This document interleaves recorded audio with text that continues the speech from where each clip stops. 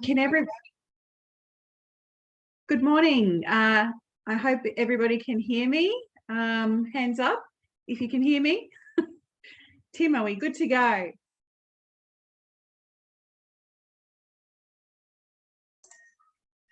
We're good. Excellent. All righty. Well, welcome everybody. We may have a few late arrivals, but I would just firstly like to introduce myself. My name is, according to my email, is Jennifer Ricks, but everybody, you can call me Jenny. I'm the Interim Director for Regional Development Australia here in the Darling Downs and Southwest. You may have known my predecessor, Trudy Bartlett. She is the director who's stepped aside for a short while, at least 6 months, to establish a local jobs program across the region. It's an extensive project over 3 or 4 years, and so it's important that we set it up correctly. So Trudy's handed over to me for an interim period, and they're very big shoes to fill. So I'm going to do my best with this webinar because we've got a really huge, probably one of our signature grants that's open at the moment called the BBRF. So welcome everybody. We do have a chat function available. I can see there's 3 down there already, which Tim will be monitoring. I'll introduce you now to Tim, is our admin support. So thanks, Tim is driving all of this behind the scenes, and he'll be monitoring the chat bar and admitting everybody as we go. I would also like to acknowledge the traditional owners of the lands on which we meet. There's some participants from very distributed geography, so I'd like to acknowledge the elders past, present and emerging. I would also now just like to go into the actual slides. There's quite a few of them, so I'll start sharing my screen now. There is an opportunity to ask questions at the end, and we will we'll try and keep those as general as possible in relation to the guidelines. If you do have a specific question in relation to your project that you want to go into a bit more detail in, please reach out to us and we'll arrange an appointment ASAP to talk through those specifics with you. So without further ado, I will just try sharing my my screen.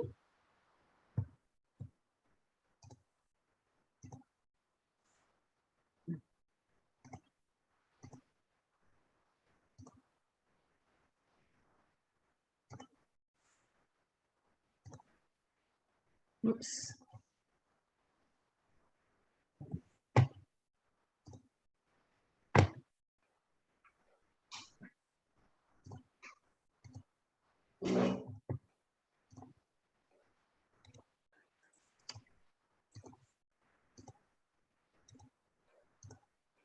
Sorry guys, my technology is letting me down. You know, it's always the way, isn't it? I had it up before and it was working perfectly fine. All right, let's give this a go now. There we go. I can see that. Excellent, thanks, Tim. All right, so we will cover in this webinar, or attempt to cover, the application criteria, guidelines and key elements of the funding. What's different in round 6 compared to the previous rounds? Try and give you some guidance on developing a really strong application. Draw on some of our experience around best practices and give you some advice on where to get some of the supporting information to strengthen your application. Give you the best tips and hints that we've come across, and hopefully, time permitting, have that Q&A session. Now, a bit of a disclaimer up front. The Building Better Regions Fund is a highly competitive grant round. It's oversubscribed. Approximately 30% of applications get through.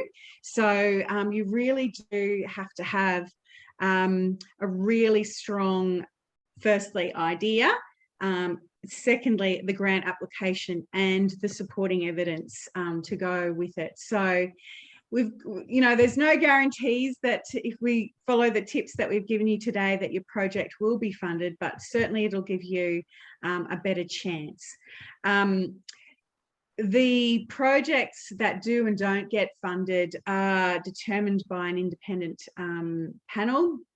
It's actually external to us, and we don't have control over that, although we certainly can at RDA Darling Downs and Southwest share with you support, letters of support and supporting evidence as much as possible. Look, there's this invite has been sent Australia-wide, so we do have some participants that may fall outside of the Darling Downs and Southwest region. So I'd like to welcome you and just let you know that you have your own RDA. There's 55 of us across the nation, and so you'll have this same resource in your particular geography. So please reach out to them. They do have some differences in priorities, and this RDA, like many others, but not all, has some, we do have some supporting evidence that we can get through ID profile, for example, that not all RDAs might share. So please reach out to them if you come from further afield. So our RDA covers this particular patch in Queensland.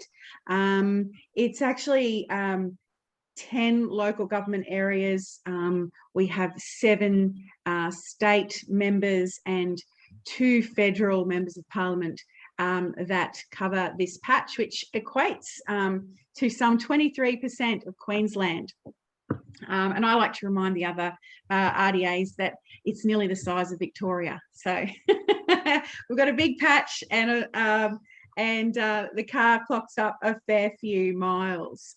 So who are we and what are we here to do? Just a brief overview is that the RDA is a national network of committees made up of volunteer local leaders who work in all different industries. And I essentially report through to them, and it's my job is to really help advise and facilitate economic development outcomes for our region, promote that greater awareness of the federal government's policies, grants, programs, research, and really kind of be the connector and coordinator of, between the 3 levels of government and local industry and community groups and businesses.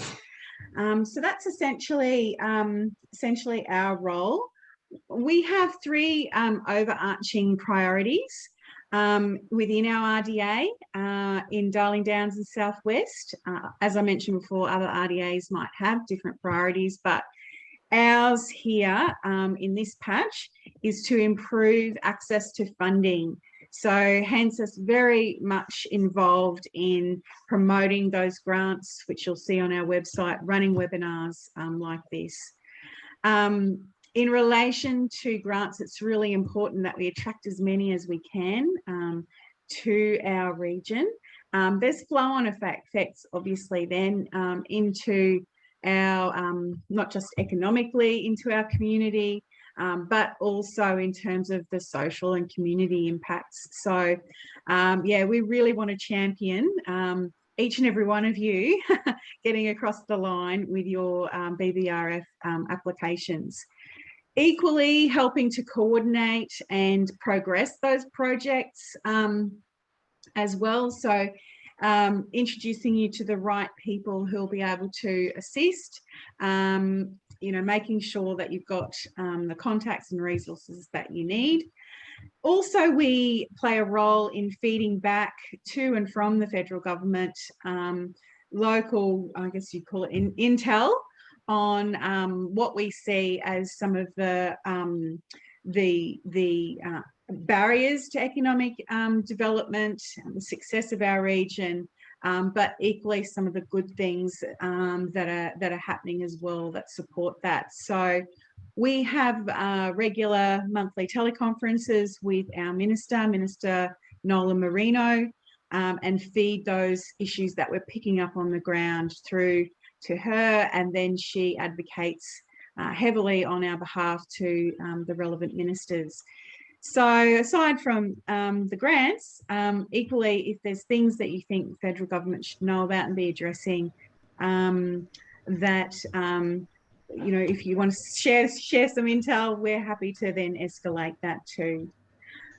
All right, so so we've got some fantastic data that we can share with you to help support your application. This is actually co-funded through your those 10 local government councils. So if you've ever asked that question, I'm wondering where my RecPay money goes. Some of it goes to this data. It's really important that to be competitive, that you have justified it with the numbers. It will make your application stand out from the rest, and we'll give you some examples of that as we go through the presentation. We have this sort of community profile information, which I'll show you a little later, which pulls up automatically things like our population and land area, et cetera, et cetera. And equally, we have some economic data that we can pull as well, giving you important statistics on jobs and industries, businesses, employment, et cetera, et cetera. We'll hyperlink through and show you a little bit more detail on these in the interim. And just to reinforce that, and I'll say it again at the end and all the way through, data is your friend. All right, so let's start getting into the specifics of BBRF round 6. So it's there's $250 million across Australia that's been announced to support 2 streams of funding.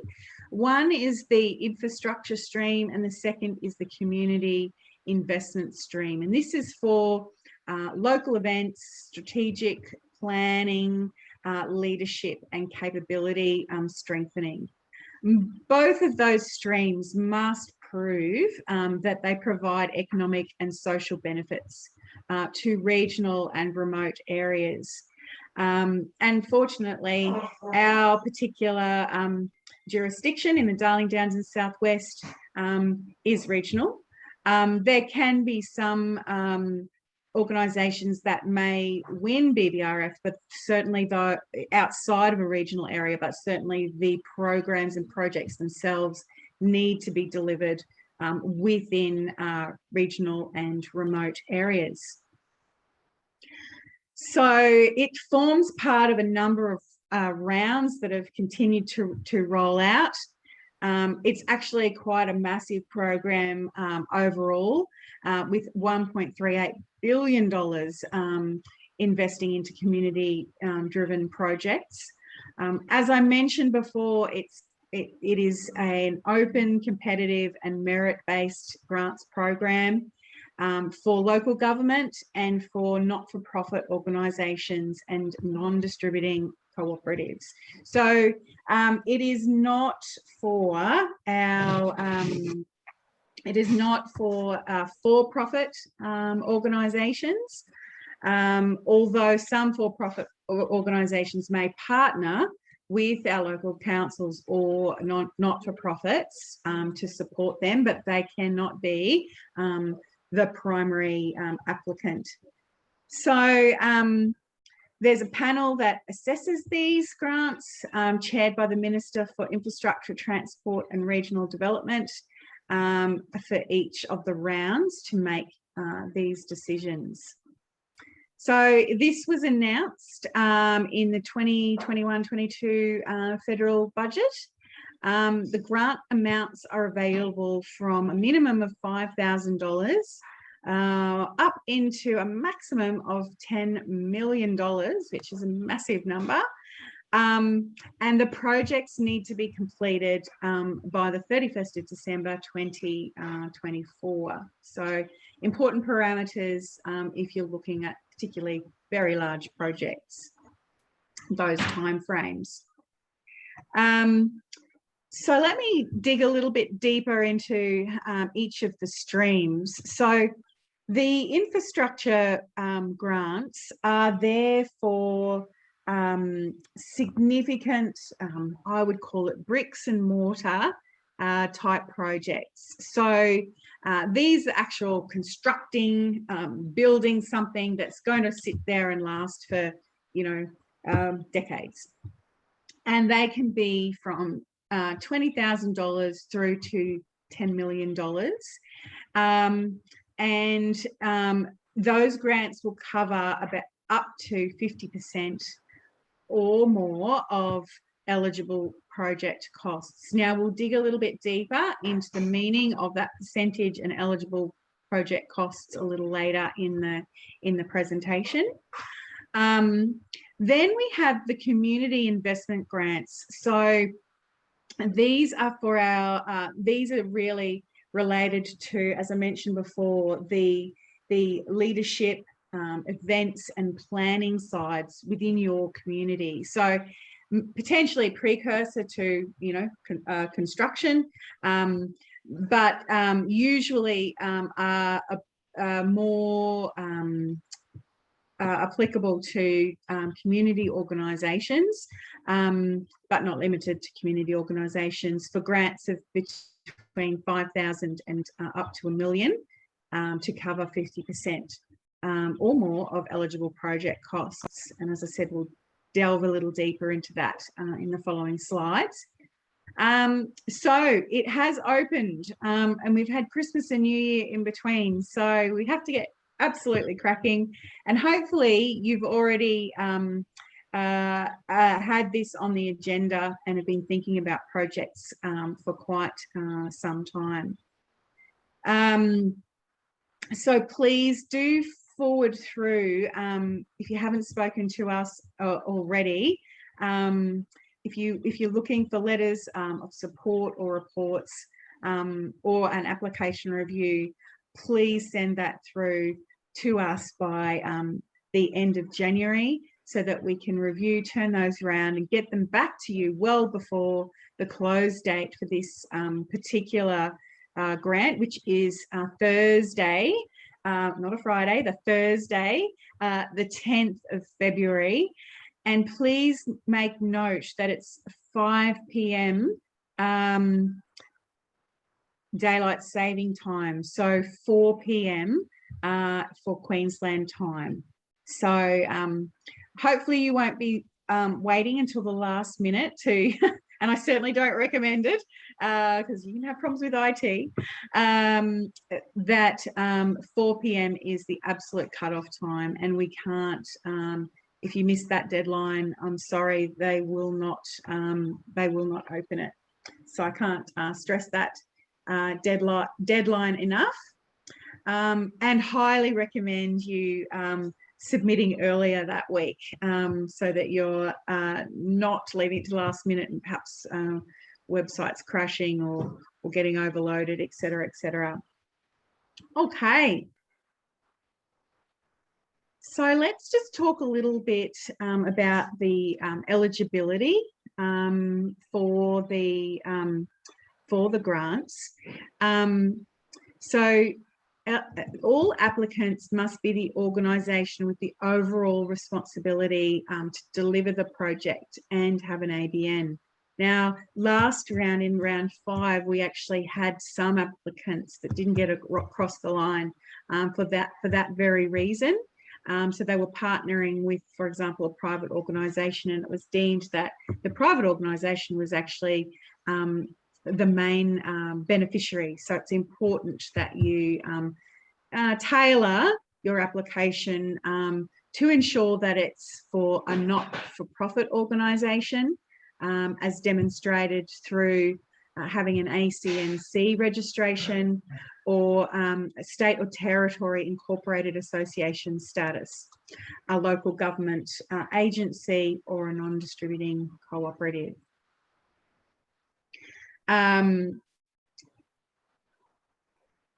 If you are a for-profit business, all is not lost if you found yourself on this teleconference for Building Better Regions Fund, because there are plenty of grants out there. In fact, there's hundreds of them. And if there's been one thing that surprised me the most I'm just thinking, I think I've been in this role for 33 days now. One thing that surprised me in those first 30 days, it's the amount of grants that are out there. So we do have those listed on our website, and we'll send you out this, so you've got the links available. Tim will do all of that after this event, but please don't despair, because there's plenty of grants out there for everybody in all different organisations of all shapes and forms.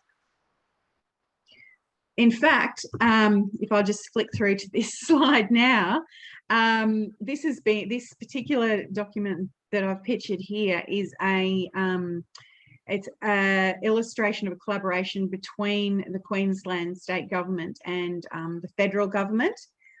You'll see there up the top is all of the state government grants that might be at different stages of a business's development, from establishing, validating business plans, demonstrating, launching, and scaling up. So up the top, you can see all different funds, and down the bottom are the federal funding that might also match up to be able to help support you as you go through that journey. All right, so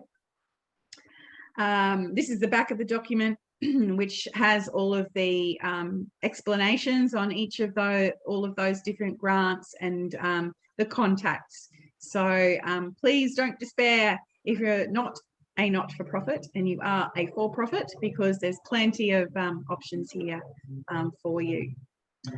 All right, so let's dig a bit deeper into the BBRF and talk about what's different from previous rounds to this particular round, round 6. So for round 6, there is $250 million will be provided across both of those streams, the infrastructure stream and the community development stream. Depending on the volume and the quality of the applications will depend on how that's split. Last year in round 5, there was a focus on tourism in the wake of the COVID-19 pandemic. This particular year, that is gone. And there's it hasn't been specifically replaced, but there's definitely a flavour towards encouraging you to use recycled or repurposed materials, best practice waste management, and opportunities for local procurement, labour and services. So it will be important that you consider those things when you're putting in a round 6 application. And as I said before, the tourism related infrastructure has gone. It's not specifically mentioned. That does not mean that you can't put in tourism related infrastructure projects. It just means that there isn't a specific cut of money that's allocated for those. So it would just be a part of the generic infrastructure stream. Projects, as I said before, need to be completed by the 31st of December 2024. Okay, so let's get into these streams, the nitty gritty of these streams. So the infrastructure projects stream supports projects involving the construction of new infrastructure or the upgrade or extension of existing infrastructure. So renovations as such on their own would not fit the bill. But an extension or significant upgrade would. So keep that in mind. And they need to provide economic and social benefits to regional and remote areas.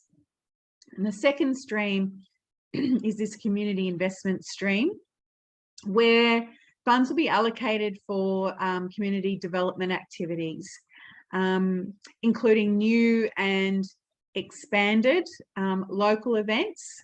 Important that we make the distinction around new or expanded local events. So if you were lucky enough to secure a previous round grant for a local event, you cannot apply again in the same format. So if you're planning to run the same thing again, exactly the same, it will not qualify. It needs to be new or expanded. Within the community investment stream as well, there is some opportunity for strategic regional planning and leadership and capability building activities. So your particular community organisation might need to, you might like to run some things like resilience or leadership that will have flow-on effects through your community now and in the future. Rightio. So the infrastructure stream, just to give you a little bit more information on that, can be construction of new infrastructure or the upgrade or extension of existing infrastructure. However, it only supports investment ready projects. So you need to be ready to go with this. And if you're not ready now, knowing that there'll be future rounds of the Building Better Regions Fund, you would still keep BBRF in mind and start preparing for the next grant round. And usually grant funding will be up to either 50 or 70%, 75% of your eligible project costs.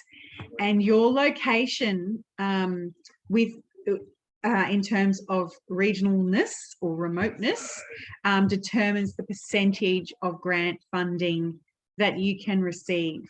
And we'll go into that in a little bit more detail in slides further on. It's also important that you make sure you have your co-funding confirmed. So if you're in partnership with another organisation and they're contributing funds, that you've got that money available and can confirm that. And you may need, we'll again go into that a little bit further, supporting evidence from those organisations and also from the accountant or your accountant to support that you've got that funding ready and raring to go.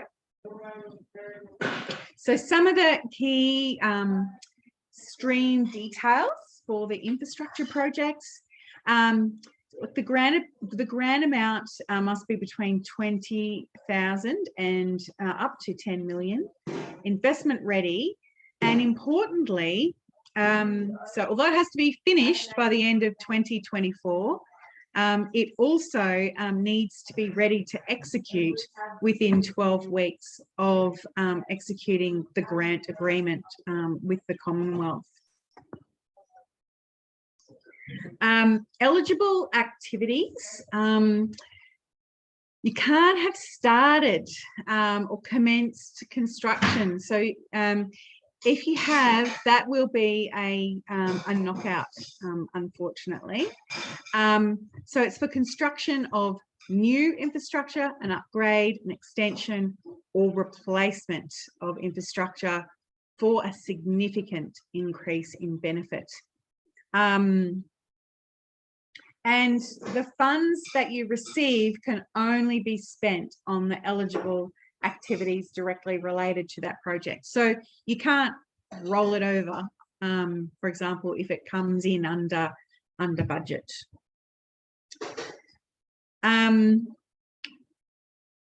of the important things to consider in terms of the definition of investment ready and some of the evidence that you might need to provide around that.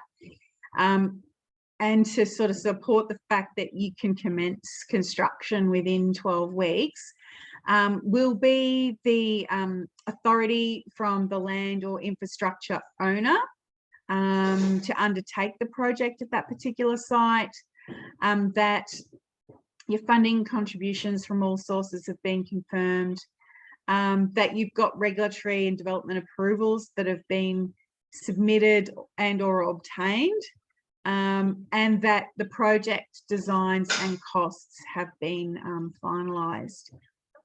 Now, an important thing that isn't on the slide here, which I did want to mention because it has come up over the last few weeks, particularly if you've been planning this project for quite some time and potentially you've got costings or quotes that are dated, is that construction costs have escalated significantly with the shortage of supplies and or delays due to our supply lines being slowed. So a healthy contingency would be, I would preface that we would need a healthy contingency built within your budgets, because it's possible that some of those construction costs will significantly escalate during the project. You can make mention that you've put, a contingency within your construction costs of, say a 20% or 30% contingency that may hopefully not be required. But it's probably healthy that you put in a significant contingency, or even go back to those that have provided you with those costings and quotes to make sure that they are in the ballpark. So yeah, just flagging that one because it's quite a current issue. All right.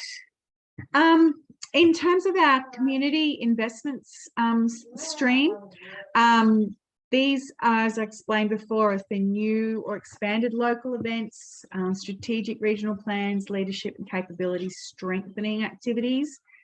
Your project needs to deliver economic and social benefits. So although this, some of those activities, events, planning, leadership capability, they might seem a bit fluffier than the old bricks and mortar, you still need to be able to prove that they will deliver economic and social benefits to regional and remote communities. We are able to help you out with some of that data, and we'll go into that in a little more detail down the track. Grant funding will be up to either 50% or 75% of your eligible project costs, and the location of that will determine the percentage of grant funding that you can receive. So the more remote you are, you can get up to that 75% threshold.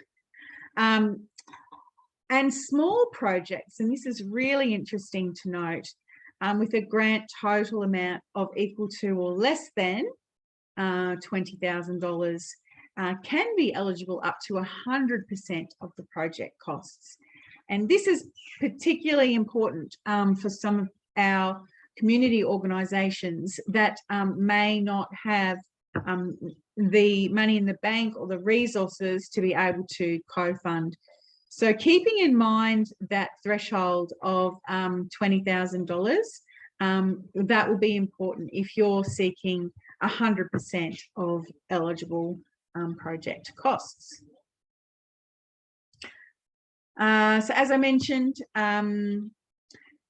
just to reinforce, the community stream for grants between $5,000 and $1 million, and eligible project costs equal to or less than $20,000 don't have to have a cash contribution.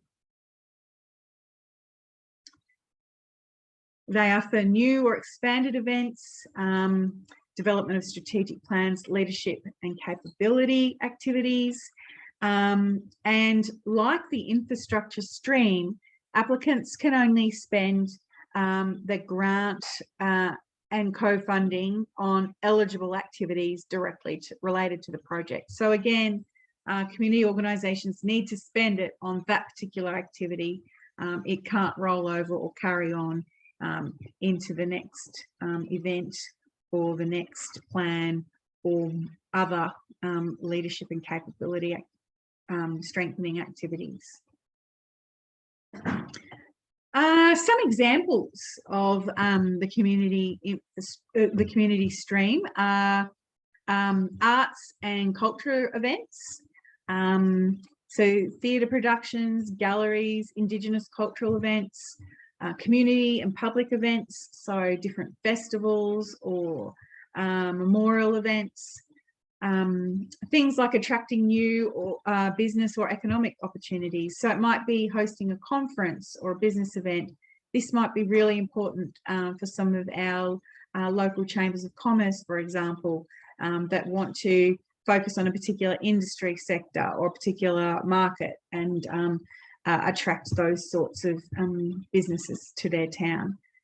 Community sporting events, so it might be a 100-year celebration of a particular club or sporting match, or hosting an interstate sporting carnival, or things like attracting tourists and visitors to our region. And I think that particular one is still very much, in my mind, important to the Darling Downs and Southwest.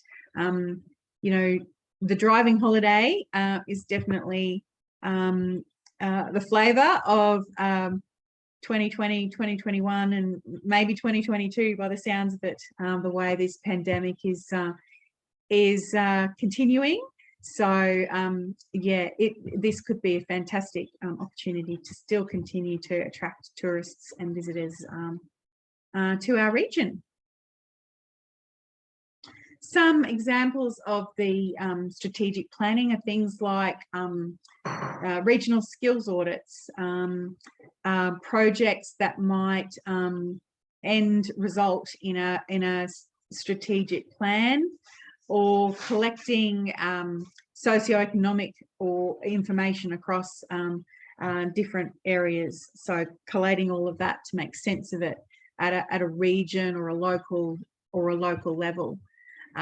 Similarly, an example of skills audit might be finding out, you know, where you've got some of those gaps in, say, attracting a particular type of workers to your area, and succession workforce planning, if you like, in your particular region. Some examples of the regional leadership and capability might be things like leadership courses, participation and community building for youth, for example, or participation activities to improve local business and industry leadership capability. So, you know, think about some of the community organisations or progress associations or chambers of commerce, and what they or not-for-profit organisations, what they might need to strengthen and set their organisations up for success in the long term, making sure that their people are skilled and the team is solid. That's the sort of thing that this particular grant can help to build. All right, so that's a fair bit of information on each of the streams. They're both assessed the same though. There's actual breakdowns and I guess points, scores, if you like, awarded on 4 criteria.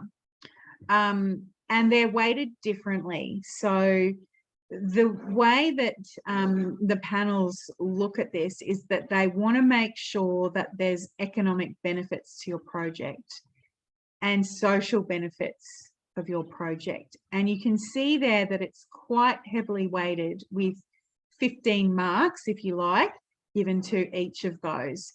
So 30 points in total overall. And then there's also a 5 points awarded for the 3rd and 4th, which are around capability and resources to actually deliver the project. And you'll need to provide supporting evidence around that. So, for example, letters from your accountant to say that you've got the funds in the bank, the people with the qualifications to roll it out, for example, for assessment 3. And assessment 4 is around the impact of the funding of this project. So assessment 3 is saying, well, do you have the funds matched and the capability to be able to roll it out? And then it's funny, assessment 4 is kind of a little bit contradictory because you've got to prove that you need money, well, the other part of the money, to be able to progress your particular project. And that's worth 5 points as well. So 40 points overall, and only applications that score at least 60% against each of the assessment criteria will progress through each of the decision rounds for the funding. So you need to address each of those 4, and you need to make sure that they're quite strong to get over the 60%. At least get 3 out of 5 on criteria 3 and criteria 4. But equally, if you neglect to emphasize the economic and social benefits, given they're weighted 3 times as much as the last 2, those are really, really important. And you really, really need to expand in some detail on those, the benefits that you think your project will deliver. I did put this in just to reinforce that the amount of detail and the supporting evidence provided to the application needs to be proportionate to the project size, complexity, and the grant amount requested. So, if you're looking for, $10 million to go through to a building, then you're going to have to really have some really solid evidence, far more than what would be expected from a community organisation, asking for, $20,000. So please keep that in mind. The more complex your project, the more that the panel is expecting to see in terms of planning and detail. All right, so I mentioned before you can get sometimes up to 50% of your projects eligible for funding, sometimes up to 75%, depends on your regionalness and remoteness. For remote or very remote within the Darling Downs and Southwest, Bellew, Quilpie, Merway, Peru, Marino, Boulogne, they have up to 75% of total eligible costs. If you are located in Western Downs, Southern Downs, Gundy and Toowoomba, it's up to 50% of the total eligible costs. Now, there is this really cool tool that you can get through, which is the hyperlink up there, which is in all of the grant guidelines. So for participants on the call who are from further afield of Darling Downs and Southwest, you can go through and hyperlink through, and it'll come up with this really cool mapping tool, which brings up a map of Australia, and you can go in and kind of figure out what your remoteness classification is, depending on your longitude and latitude. But it's, you know, it's really just point and shoot, find where you are on a map, or where you expect those the project will be delivered on a map, and be able to figure out your remoteness classification.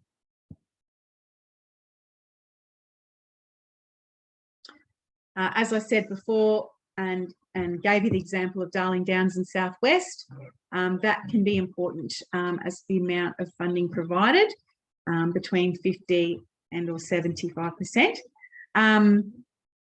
The applicant must contribute the remainder of the total eligible costs in cash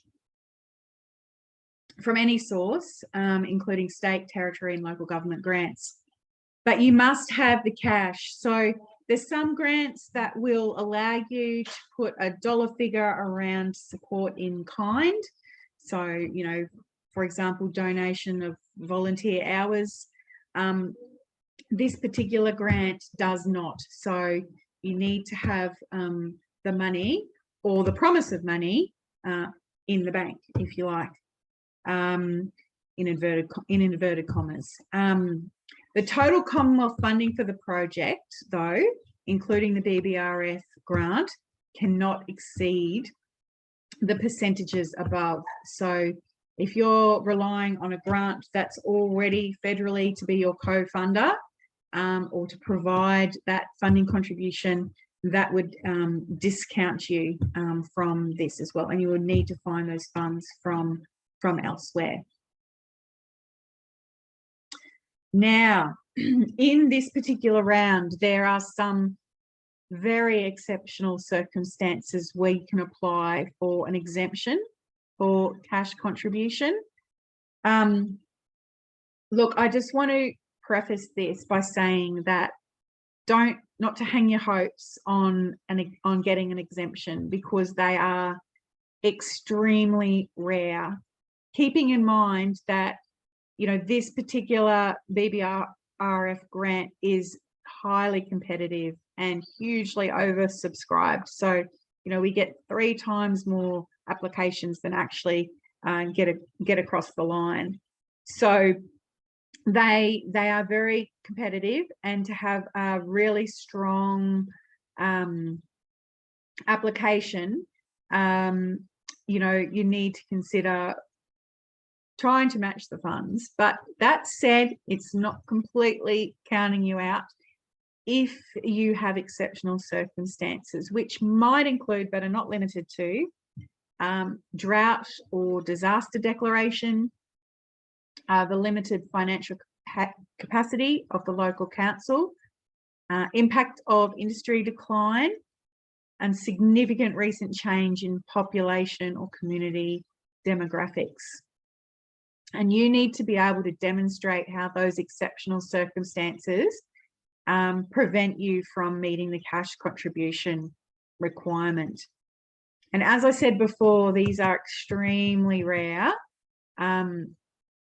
And basically the panel will consider exemptions for co-funding upfront, and if the request is not approved, then the application becomes immediately ineligible. So they're quite strict around that. And I guess from a federal government point of view, I guess they want to make sure that, you know, the dollars that they are handing out are supported, and that the applicants do have some skin in the game, so to speak, and are sustainable organisations that can carry the project through to the end. So, you know, they don't want to be handing out cash willy-nilly and hoping on a wing and a prayer that the projects are going to be delivered. They really want, you know, strong applications that they're really confident are going to get across the line.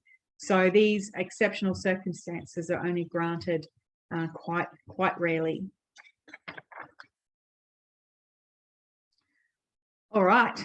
So I mentioned before the 4 criteria. So how do you go about, you know, showing and demonstrating an economic benefit? So here's some thought starters for you. Some of the economic benefits in our particular region might be the number of jobs, the new business, what it's going to bring, new goods and services, opportunities for growth. Absolutely, we're going to use local suppliers and goods, and I mentioned before that that's going to be very favourably considered in round 6.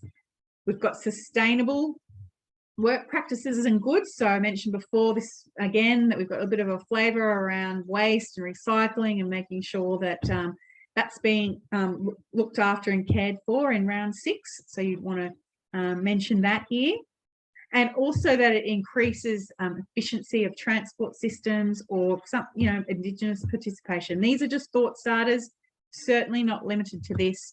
And there's plenty of things that you can draw on to prove economic development. And we've got some reports that will show you down the track.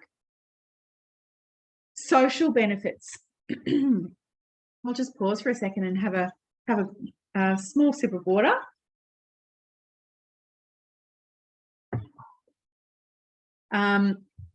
Again, some thought starters on how you might demonstrate social benefits to your community or region.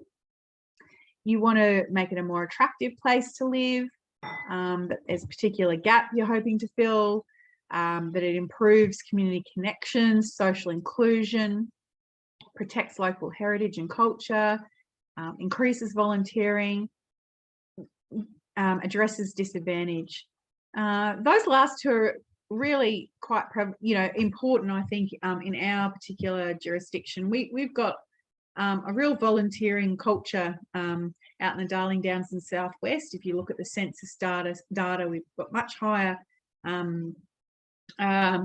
percentages of our population who do volunteer and contribute to the community. So increasing that further and getting that active involvement, or in fact addressing things like volunteer burnout, might be things that you can put in your argument as to how you're going to deliver social benefits.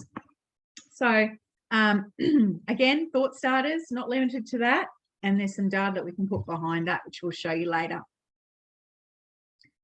How do you show capacity, capability, and resources? So some thought starters on this: your track record managing similar projects, your access to particular personnel or partners with the right skills and experience. So you want to make sure that you've got, if you're relying on a consultant, that you might share in your application their qualifications and industry experience and what they've delivered in the past. Readiness to commence is important, that you know, as outlined before, you've got all those ducks in a row, so to speak, around development applications in progress and approval to use the land that your project might sit on, that you've got a sound project plan to manage and monitor the project, that it's a project that's going to be ongoing, that you've got the resources to maintain the structure and continue to deliver benefits in the long term for your project. And if your project is still in planning or concept stage, as I said before, it's not likely to be competitive, and you might want to put a little bit more planning in for the next round. How do you show the impact of your funding? So remember, this was one that was worth 5 points. So some examples of this, some thought starters, community engagement, collaboration plans, the total investment, including your cash contribution and in-kind support. So you may mention in-kind support here, and that would be a plus, but it can't be part of the initial 50 or 75%. So you would strengthen your application mentioning in-kind support here to get your extra points on the impact of funding criteria. You could also emphasise things around how the project increases local investment and partnerships, how the project will proceed without the grant, and how the grant impact will impact the project size and timing. So this might be, you know, if we don't get the money, we're only going to be able to do this, but if we do, this is going to be much better, and these are the flow-on effects. And if you've already received Commonwealth funding, you will absolutely need to explain why you need additional funding, because, you know, as I said before, the Commonwealth don't want to have double ups on the funding that's being provided. All right, so some tips and hints, what we've seen with successful projects and how they've been able to, I guess, shine or be a step above the unsuccessful projects. The successful projects are really clearly able to demonstrate measurable improvements with numbers, that the project is really well defined, that it has the meaningful support. So this is where letters of support, for example, would be really important. They deliver value for money. So, you know, that you've carefully considered being, you know, thrifty, if you like, that you're providing a number. We've looked at a number of quotes, for example, that you're shovel ready to go within 12 weeks. And also that there's some alignment to federal government priorities in particular, but also alignment to your state and local government's priorities as well. And on our website, there is actually links through to the local government strategic plans. So you can make have a read of those and see where your project might fit within your local government's strategic plan, and be sure to reinforce that there absolutely is alignment with local government, state government, and federal government priorities. Some of the weaker applications that we've seen put in are the opposite to that. So the benefits are unclear. They might be lacking some key documentation. They've only really got kind of generic letters of support rather than, you know, genuine, authentic, specific letters of support. The budgets might be incomplete, or there's glaring gaps, you know, in the budget. I mentioned before the contingency that would prove, you know, that would demonstrate that you're really across this, and you know that there's an escalation in construction costs. That there's, you know, you haven't addressed some of the obstacles that might be out there to proceed, or that your grant is really self-serving. So it's about, you know, I don't know, jobs in your particular organisation, and it doesn't have flow-on effects into your community, for example. So yeah, so have a think about how you can differentiate yourself and stand out from the pack based on, you know, these 6 key principles, which we think will help you shine above the rest and differentiate you in what is a really tough, highly subscribed grant round.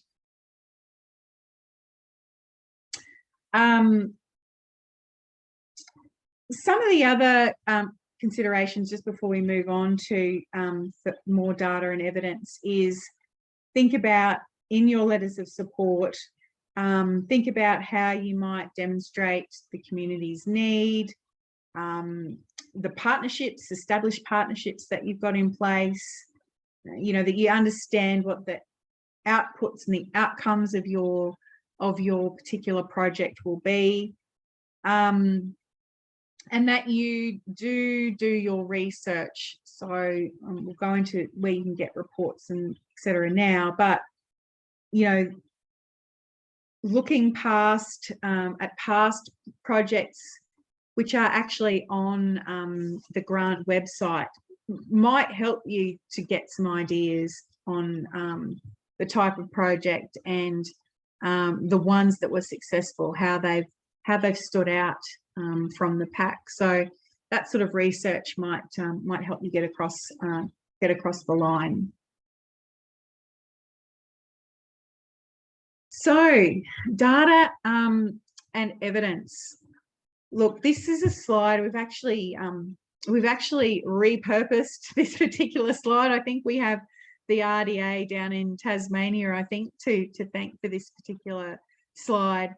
But it demonstrates the difference between, you know, what could be quite a nice paragraph about your particular project versus inserting some data, evidence, the numbers. So numbers are your friend.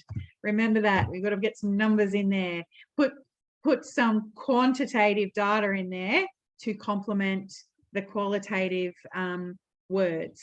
So if you read the top paragraph there, it talks about this exciting project is strategically located in the centre of our community, and it has strong local support and emphatic endorsement from all key stakeholders and those intrinsic to the success of this worthy venture. So if you read that by itself, you think, gee, that sounds like a great project. It's got support, everyone's wholeheartedly behind it, and it's just key to happening. But if you insert some quantitative data in there, you can absolutely strengthen it tenfold. So here's how you might turn that around in the green to incorporate some of that data and evidence. So the building of a men's shed in Goodtown is supported by the local RSL, Rotary Club, and the local council. Goodtown has a median age of 55 years, 30% higher than the state median age, and 16% of households are older couples without children, compared to 11% across the Good region. As older residents are more likely to use and benefit from a men's shed, Goodtown is a prime location.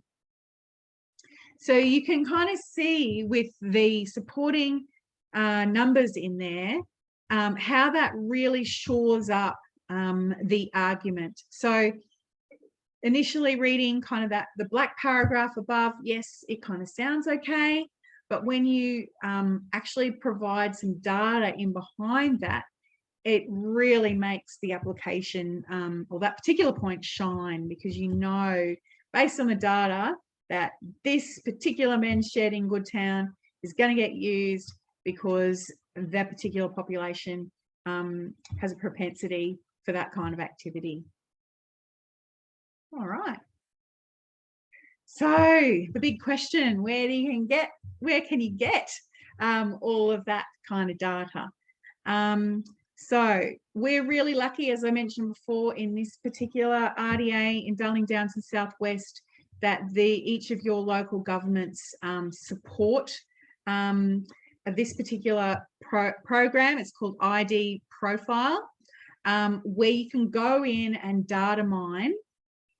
You can go in and data mine down at a local level on a whole range of variables. In fact, it's quite mind-blowing, and I really encourage you to get in and just play with it, because there's just so much information at your fingertips. You've also got Queensland regional reports and council reports, so don't forget to look on state and local government websites and things as well. For those of you who are joining us, participants a little bit further afield across Australia than just our Darling Downs and Southwest region, many of the RDAs have access and local government partnerships similar to Darling Downs and Southwest. So it could be that your RDA has access to this information as well. So I'd encourage you to go and check with them. Alternatively, because not all RDAs do have it, the vast majority, and I don't think any single local government would be able to perform without it. So you will have in your local council an economic development officer of some description. Usually they've got a title, something around economic development, and they should have access to ID profile. So even if your RDA doesn't necessarily have it either, don't despair. Please try and track down your economic development officer in your particular local government, and they too should be able to pull this sort of stuff up for you. You can see there we've got links through to our different local government government areas, so you can go through there, and equally we've got some data that's at a wider level as well. So for the entire 10 local government areas, and we've also cut it, sliced and diced it down to the Southwest as well, Rock. The Southwest councils, the 6 of them have their own special cut of the data as well, because they've collaborated, and often they do out west, because of the the population out there and the flow-on effects to neighbouring local government areas in that particular patch. Right, now we're going to test me and my tech skills to see if we can actually get through to the data. So let me and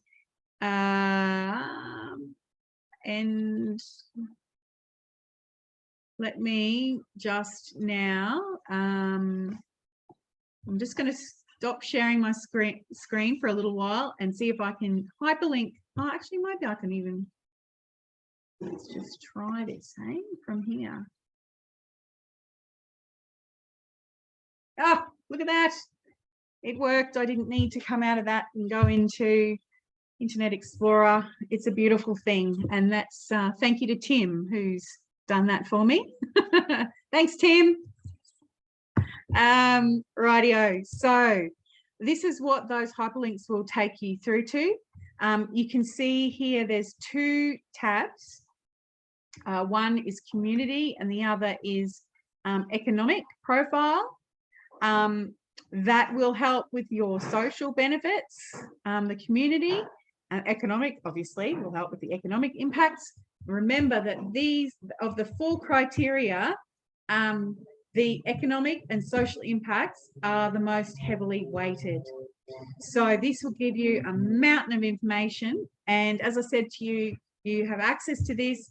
So go in, play with it, slice and dice your data, a whole different, it's very intuitive, point and shoot. You cannot break it. I've tried. So go in there and, just explore initially and find out what reports might help support and what numbers might help support your argument. So as you can see here, we can get a whole heap of information around, how old we are, who we are, what we do in terms of employment. I mentioned volunteering before. So you might, if you're a community organisation, you might want to find out what your volunteering percentages are. So let's actually now go into that. You just point and shoot, as you can see. And there you go. So in the Darling Downs and Southwest RDA is the area that we're exploring. You can see benchmarked against the rest of regional Queensland that volunteering is at 23.3%. And in fact, we've got 48,000, nearly 49,000 of them have said on the last census data that they volunteer, compared to the regional Queensland percentage, which is 19.1%.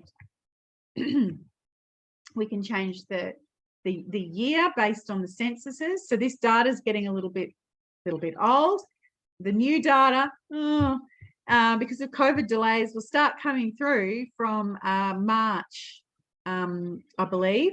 We'll start filtering through the census data as it's released by the government. So that's going to be too late for this round of BBRF applications. But that said, we do, the assessors and the federal government know that the census data is a little bit out of date. But anyway, and they will account for that. It may be, though, that if you know, for example, that there's been a change significantly in demographics, a good example of that here in Toowoomba is that we've had quite a large influx of migrant and refugee communities. So this data will not necessarily reflect the change in demographic, but you could access that data through your local government or organisations like Multicultural Australia or Catholic Care, for example, to be able to supplement that and say, in that time we've had, 2,500 people from Azedi. The Azedi community is now at 2,500 people now, and we really need to support them.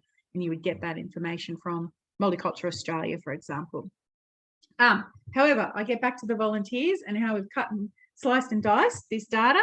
So that's compared to regional Queensland, but now look at it compared to Queensland.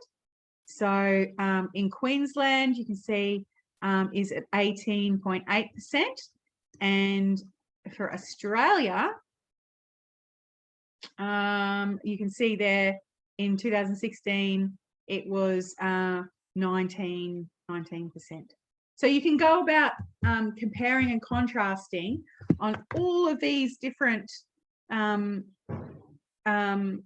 reporting lines down here. So, and you can go into your like your Indigenous communities, the migration, how long it takes people to get to work, etc., etc. There's also this really cool function here, which is called reports.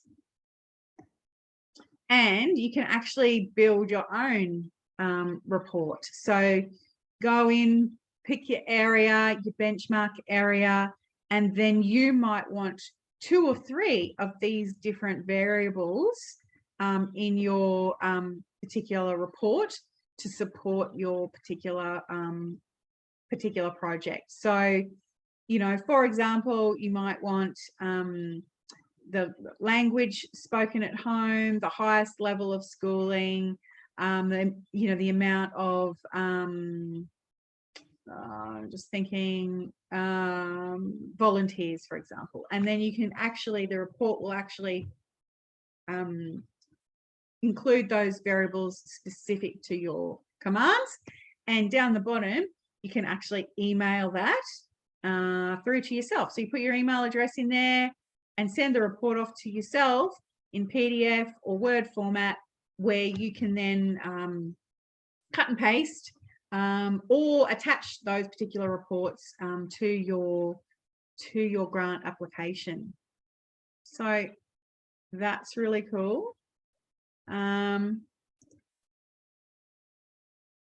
There's also, if you don't like the the data and the way it's sort of put down here and having to kind of click on it and then swing across and pick something. You just want to see it visually.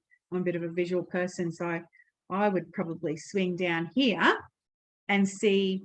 You can see I can go into all of them. So I'm going to volunteering from here rather than kind of clicking down here and finding my relevant variable down there. So there's two menus, if you like, one down the left hand side and then one down the bottom where you can see them all laid out and pick the one. So I really strongly encourage you to go in and have a look at the community profile.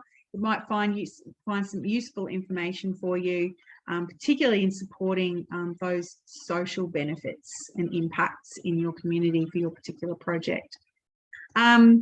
For the economic side of things, you can get in here onto the green tab, and similar setup. You can see we've got our variables down here that we can choose certain variables, looking at local workers, businesses, particular industries. So that's particularly important if your project's in a particular industry, and you can select those different types of industries to compare and contrast. So as I said, you can get in there and have a play, and you could probably, if you're a bit of a data geek like I am, you could probably spend hours on there getting blown away, comparing and contrasting across different variables and different geographies and how you and your area compare. The one thing that I will point out that you don't have access to is these particular economic tools down here. So this economic impact model. The reason for that is that ID Profile platform, the guys that run that, really want to make sure that there's a little bit more training and insight required behind production of these reports. And the good news is that that's where Tim comes in. So Tim, who's behind the scenes, admin support here in RDA on the teleconference right at the moment, he's the person that can get in and produce some of the economic impact reports for us. Now, just so that I get this right, and Tim really needs some information from you if you require that. And as I said, don't leave it to the last minute, because we're expecting to get absolutely smashed as we come into the end of January and the beginning of February.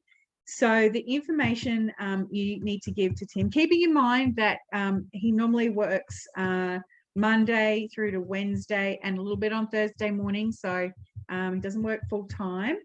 He'll need to get from you a bit of a project. Ooh, that's, isn't it? There we go. He will need to get from you a little bit of an outline around your project and what dollars are going to be spent, for example, in construction, or how many jobs that you think that your particular project is going to create, and you'll get those two reports from him. So for example, construction dollars and 20 jobs during construction would be the two numbers that he needs from you, and then he'll be able to put it into this economic impact model and punch out a couple of reports that you'll be able to use. Now, this is data that's benchmarked and validated using economic modelling from the National Institute of Economic and Industry Research. This is the same data that government organisations use. They're very familiar with it. So please utilise it. And he'll export those reports through to you. So that based on the project outline and a bit of and those two numbers, dollars and jobs, Tim can then weave his magic through the economic impact modelling tool down there on the side, and he will be able to provide you with a 6-page report which you can attach to your application. And he can do a similar thing for an event impact calculator as well. So if your project is you're thinking of putting together an event, same thing, although I think it's only about 1.5 pages, not 6 pages long like the other one. So yeah, please have a play with these tools yourself, and then please don't leave it to the last minute if you need any of the additional modelling. What I'll do is go back to the PowerPoint presentation and show you what some of those reports are that Tim produces, and what kind of data and how pretty it looks. So there you see the value of the tourism and hospitality industry in the Darling Downs and Southwest, in terms of output value, directly and indirectly, and how many millions of dollars that the tourism and hospitality industry can actually provide in our particular neck of the woods. Similarly, this is part of the 6-page report that I spoke about. In Maranoa, it can tell you all the impacts and go into quite some detail around if we were going to spend, I don't know, what are we going to say, spend X number of dollars in construction, that the impact for the Maranoa Council is going to be in the tune of this much, and in terms of the flow-on effect to Queensland is going to be this much, and the impact on the total Australian economy is going to be this much. So you can see then that actually can feed into your argument around your economic impact, as if I spend, 600,000, then it's going to flow on and across all of our region and the state and the economy, and it's going to actually produce this much. And there's algorithms and all sorts of things in the back end of this tool, and economic modelling, all scientifically validated. The government loves it. They use it themselves. So good numbers to put in your particular application. And there you see how that breaks down into the flow-on effects across all the different industries, how that, obviously you're going to construct something, it's going to create construction jobs a lot, but it's also going to then go into, well, because we've got this many people employed because of the project, not only that, but we're going to need some, some extra teachers to teach their kids, and we're going to need extra healthcare to look after them, and we're going to need extra retail people to put the groceries on the shelves. So they're going to create jobs across we're going to create jobs across all of these different industry types. So some fantastic numbers that you can include in your application. And it goes on and on. So I won't steal Tim's thunder. If you want that level of detail, it's available there, but get in quick. All right. So in summary, round 6, the guidelines are quite thick. They should be your Bible. You need to read the guidelines, reread the guidelines, write your application, read the guidelines again to make sure that you're fitting all of the criteria that we've just outlined. It's absolutely a competitive grants program, and history suggests it will definitely be oversubscribed. As I mentioned, think about the flow-on effects, and some of those reports can support you in doing that in terms of needs and partnerships, outputs and outcomes, and doing your research. When you're reading the guidelines, there's a couple of checklists here. Think about your eligibility, the grant amount, the matching dollars, the closing date being the 10th of February, the grant period, which you have to spend the money in, what can and can't be funded, the assessment criteria, and how to apply, and the mandatory documents. The mandatory documents you need to get now. Right, I think I've covered off enough of this around the economic benefit, but this will be in your pack, and Tim will send that out so that you can use this as well in a little bit of a checklist when you're putting together your argument, remembering that economic benefit is worth 15 of the 40 points on offer, and you need to get 60% on this particular criteria to get in the running for consideration. Social benefits, again, your capability and resource, how you might go about demonstrating that, some questions you can ask yourself as you're reviewing your application, and how you might review that in terms of impact on your funding.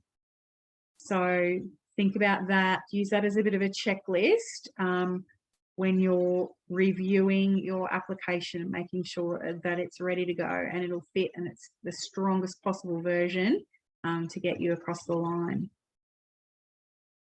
There you go. It's all pretty in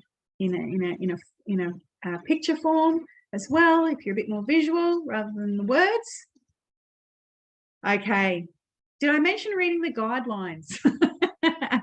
Well, I mentioned it again because I don't know how many times when we're getting, well, the RDA itself isn't involved in the feedback for sessions, but many unsuccessful projects are pretty much told that they just did not meet the guidelines. So that was around missing something in that lengthy Bible of guidelines.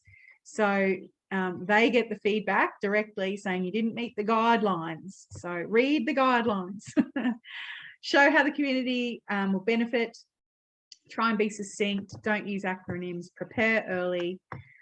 Include financial and in-kind support, although remember you still need the cash for the matched funds. Revise and always proofread, and use data evidence. So numbers are your friend.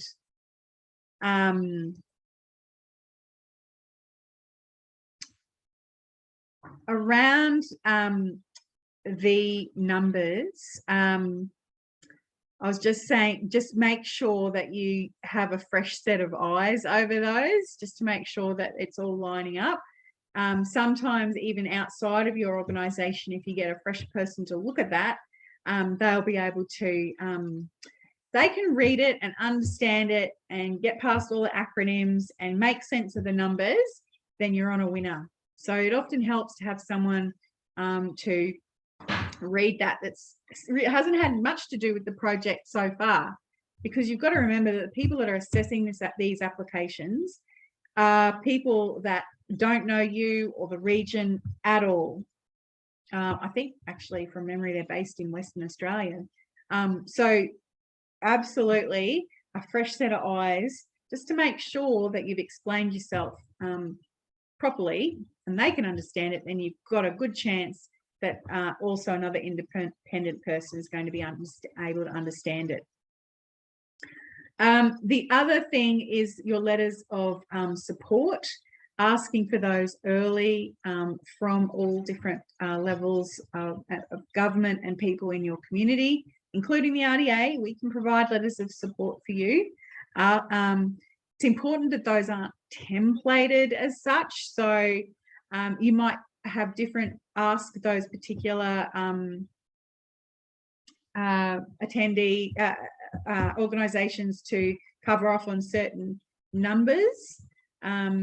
So, your council, you might want them to talk about, local council might want them to talk about how it aligns to their particular strategic priority areas.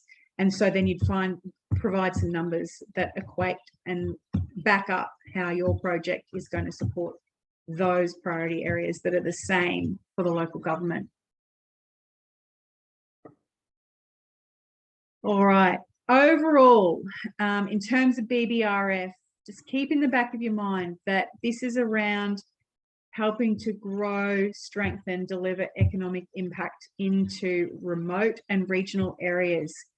They will want to hear things like you're going to create jobs, that you're going to have a positive impact on the economy, including utilising our Indigenous participation through employment, that you're going to use local suppliers in your process, that you're going to enhance community facilities, that we're going to strengthen the leadership in our particular neck of the woods, and you're going to encourage community cohesion and a sense of identity. So please, they're the overall flavours that need to thread through your application. When they are sifting through what will be, as I said, usually it's around 2 out of every 3 applications will be cast aside. You'll be competing with, and the way they consider it will be looking at the criteria that I just mentioned. And even if you score really highly on all of those criteria, it'll also be about who else applies in that particular round and how you compare to other applications. So you really need to shine head and shoulders above the other applications that are submitted. They'll be looking that it provides value for money. And they'll also want to know, as I mentioned before, that you're going to be there for the long run, that your past performance, you're around for the whole length of the project and beyond, to make sure that that project will be delivered and will be of benefit long term. Some of the people that you can get, or organisations that you can get letters of support from, think about your federal, state and local government representatives.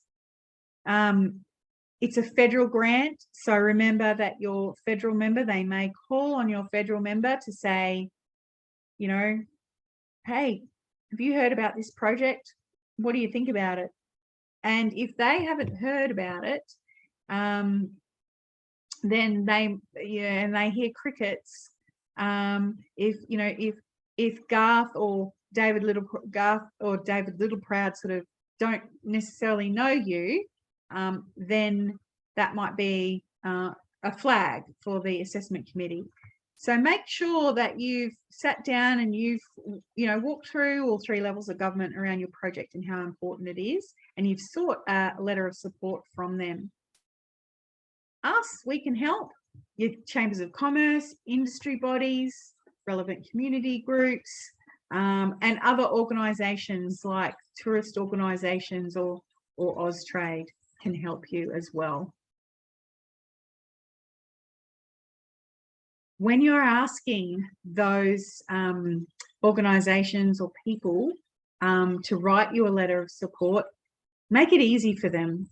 So in your email, put some of those numbers that you might want them to mention into your email, prepare some dot points for them, but make sure you personalize those dot points for each letter of support. As I said, it's important that it's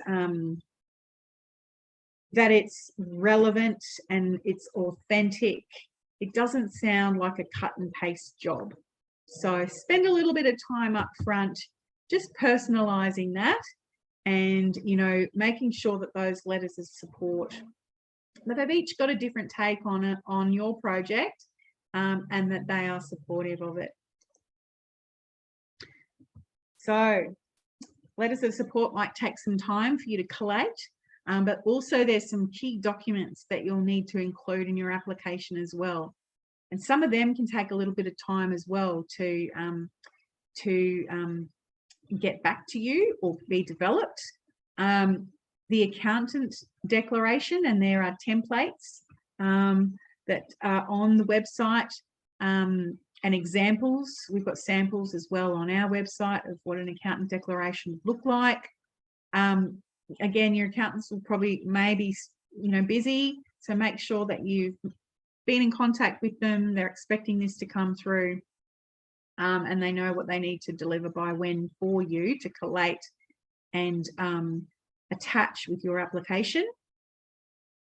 You might, if you've got people that are going to co-contribute some funds to help you, if you're a community organisation and you as an organisation don't have your funds, but you might have a generous benefactor that is going to contribute some additional funds, whether that be the local council or a philanthropist, then you will need an evidence of contribution letter. And again, there's templates for those. You will also, if you're building something, you'll need evidence that you've got the authority to undertake the project at that particular site. So, authority to use that land on which you're going to build.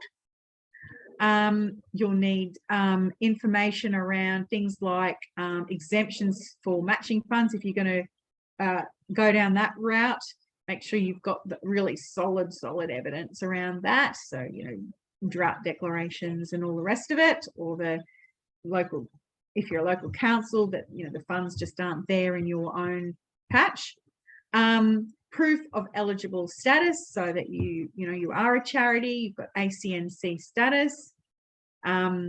You would want to provide proof around your employment numbers. Obviously, we spoke at length about those 4 criteria and the evidence that can go in there.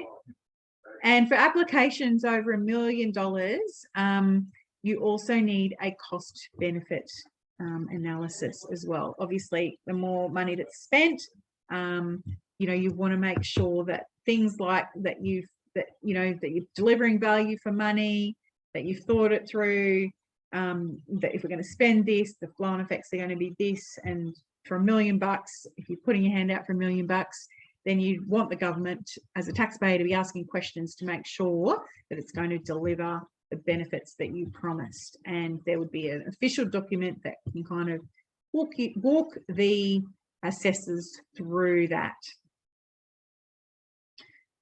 Now, there's some websites. These particular hyperlinks that Tim's included in this on this slide, this takes you directly through to the Department of Infrastructure, where you can ask questions. If you read the guidelines and you think, I'm still not sure if this actually fits, it's all a bit grey to me, get on through, use these, like whether you want to email or talk to someone. Here are the hyperlinks and the numbers that can help you do that. RDA here in Darling Downs and Southwest, we get questions from different businesses, councils and community organisations, and we read the guidelines and we think, I don't understand, that's kind of a little bit grey. These are the numbers that we call up to try and get clarification. So this is the horse's mouth, so to speak. If you want to hear from the source, these are the people that you can that you can call first. But equally, have a look on our website as well. Tim's we've actually got a whole funding page on our website where you can roll down, have a look at all, like amazingly, the number of grants that are out there, out and about for a whole range of things. And BBRF is on there as well. So please have a look at that. We will put a copy of this up online as well if you want to listen to me talk for what is now going on an hour and 40 minutes. If you want to listen to this again around particular criteria, we'll put our PowerPoints up so you can view that as well. But yeah, do subscribe and follow us on Facebook, LinkedIn, Twitter, etc. visit our website. There's lots of regular updates on there, so be in the loop. If you want more individualized advice, as I said before, please feel free to come through to me where we can help talk through your project and identify if it's a strong project proposal, link you up to people that could help collaborate with you. And as I said before, provide you with some more reporting and evidence. There's my number, there's my email, so please, please reach out. We'd love to help. There's my details again. And as I mentioned before, Tim is the numbers guy. So if you're wanting those economic modelling reports, remembering you need to send him a brief project outline and 2 numbers, the dollars that you're going to spend on your project and or the number of jobs, so that he can provide you with those 2 different types of reports. Which brings me to the end. Any questions? How did we go on the chat, Tim? If you want to unmute and help me. Are there any particular questions there, Tim, before we open the floor for chats verbally? Is there anything that's come up on our chat room? There have been questions coming through, but they've all been answered. Ah, fabulous. Oh, that's great, Tim. Who would have thought? It's my first time running this, and we've managed the questions. Thank you so much. Thank you so much for that, Tim. All right. Someone said you're a superstar, and you are. Look. Anything else? Let's open the line up now for some questions.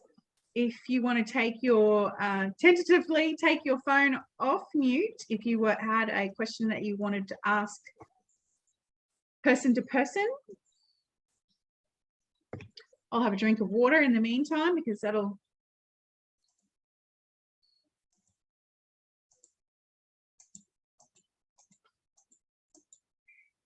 Do we have any questions?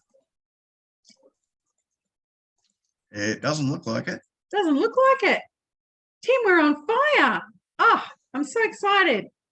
Okay.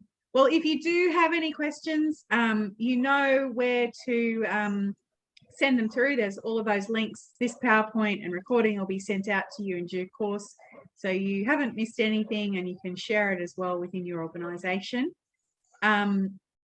Just a reminder, you know, these are the cutoff times.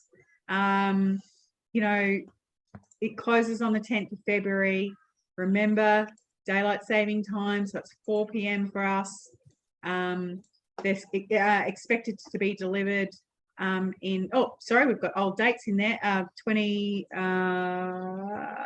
announcements will be in late 2022. So, you know, there's a fair bit of lead time while they assess all of these projects and go through the various assessment rounds.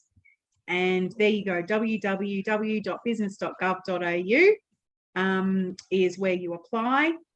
A final farewell and good luck to you. At RDA DDSW absolutely wants to have the lion's share of the 250 million come through to our region, because it does support our economy, and the flow-on effects are vast.